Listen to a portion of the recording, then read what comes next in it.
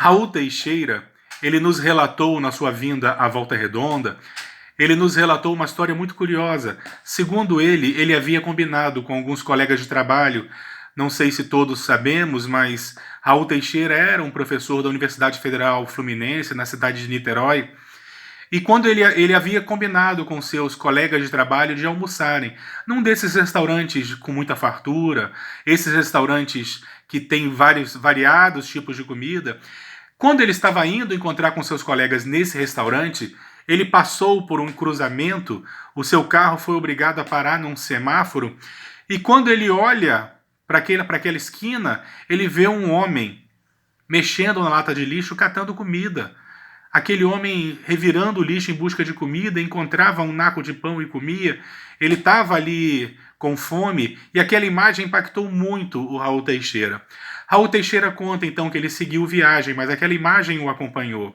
Raul Teixeira é um homem desses que tem uma consciência desperta. Muitos de nós, é possível que nós tivéssemos dado de ombros, mas aquela imagem ficou perturbando o Raul Teixeira a ponto dele não se sentir à vontade no restaurante. Ele resolveu então que deveria fazer alguma coisa. Ele fez uma quentinha com o que tinha de melhor no restaurante e voltou naquele local. Chegando lá, o homem ainda estava lá revirando as latas de lixo, catando restos de comida. Ele então foi com muita alegria, porque aqueles que servem o fazem com alegria.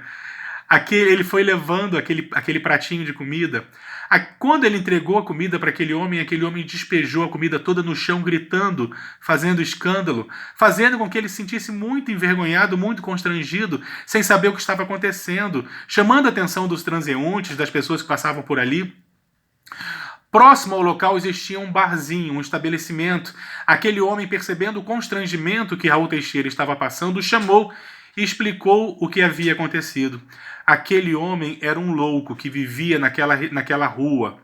Ele não saía dali. E ele só aceitava comer aquilo que jogassem no lixo. Se você oferecesse qualquer comida para ele, ele não comia. Ele só admitia comer aquilo que fosse antes jogado no lixo. Raul ficou tão abismado, ele ficou tão surpreso com essa realidade, um desses dramas psiquiátricos que existem na literatura específica, era aquele homem um louco, mas um louco que tinha uma loucura muito curiosa, só admitia comer aquilo que as pessoas jogassem na lata de lixo. Rapidamente ele apareceu o seu guia, o espírito Camilo, aparece para o Raul Teixeira e começa a explicar o que estava acontecendo. Aquele homem havia sido um importante político no passado. O espírito Camilo apontou para uma placa na rua e pediu que o Raul lesse a placa. A placa estava dizendo Rua Senador Fulano de Tal. O que o espírito Camilo então lhe orientou, dizendo, tá vendo? Esse aí é o senador reencarnado.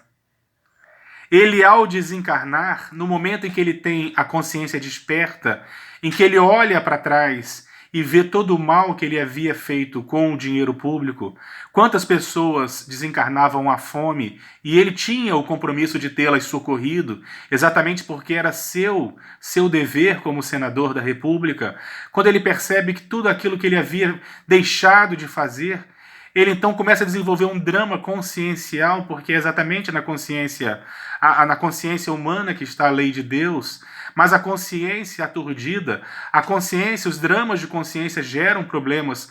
Quando nós reencarnamos, esses problemas se manifestam. São as chamadas loucuras, existem elas de várias naturezas, de vários tipos, e aquela em especial era um tipo de loucura, exatamente por esse drama que o indivíduo carregava da sua história pretérita. Era o senador reencarnado. Ele não conseguia sair daquela rua. Ele tinha um especial magnetismo por aquela rua sem saber exatamente o porquê. É porque aquela rua o homenageava. Era a Rua Senador Fulano de Tal. Era ele. Era o senador reencarnado. E agora ele só admitia comer aquilo que jogassem no lixo. Um drama de consciência, exatamente pela quantidade de pessoas que morreram à fome, quando era seu dever protegê-las, quando era seu dever ampará-las. Ah, meus irmãos, todas aquelas pessoas que usufruem, aquelas pessoas que subtraem dos cofres públicos responderão por isso. que nós não nos permitamos o ódio, que nós não nos permitamos o rancor, que nós saibamos compreender que o nosso papel é vibrar positivamente. Oremos por essas pessoas. Não nos escandalizemos se daqui a algumas décadas nós nos depararmos com a miséria, porque existem as pessoas que semeiam a miséria em suas vidas. Todas essas pessoas ao reencarnarem responderão porque a lei é de amor. Essas pessoas também terão novas oportunidades. E é natural que elas respondam pelos seus delitos, e não vai ser a nossa mágoa, o nosso ódio ou o nosso rancor que vai fazer a diferença. Nós, espíritas que somos, conscientes de que somos seres cósmicos, que nós saibamos compreender essa realidade. Essas pessoas são mais dignas de pena do que do nosso ódio, do nosso rancor. Então, sempre que nós formos assaltados pelas notícias de improbidade, de desonestidade, desses desajustes morais, dessas pessoas que deveriam exatamente administrar o erário público corretamente para sanar as dores, a fome, se elas usurpam, elas responderão por isso. A nossa tarefa é de sermos compreensivos naturalmente e amarmos. E sejamos conscientes também, naturalmente, na hora de nós exercermos a nossa cidadania, façamos a nossa parte. É essa a lição que fica para todos nós.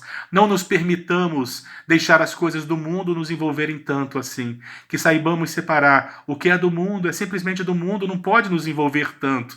Que nós possamos nos envolver nas coisas de Deus. Estamos no mundo, temos que viver com as coisas do mundo, naturalmente. Mas não permitamos que isso possa fazer com que nós não consigamos sintonizar com Deus. Que a paz de Jesus permaneça entre nós.